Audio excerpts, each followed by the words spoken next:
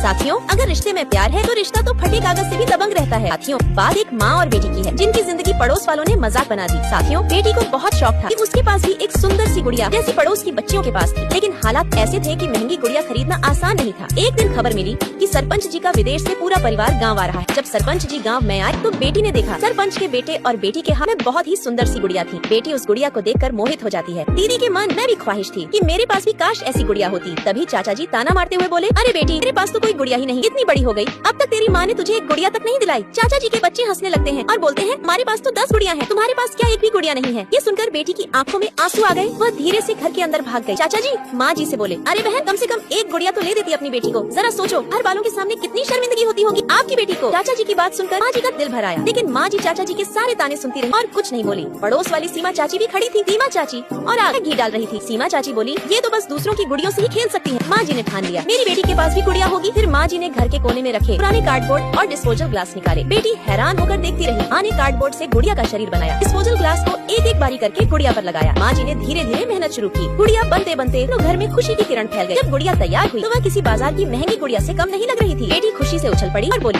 माँ तो सबसे प्यारी गुड़िया है कि इसे आपने अपने हाथों से बनाया है। माँ जी हंसते हुए अपने पड़ोसन से बोली, गुड़िया दुकानों से खरीदी नहीं जाती, इसे प्यार से बनाया जाता है। अब दुनिया की सबसे अनोखी गुड़िया बनकर तैयार है, लेकिन उसे देखने से पहले रुक जा बेटा, तेरी माँ मर जाएगी। अगर तूने इस वीडियो को लाइक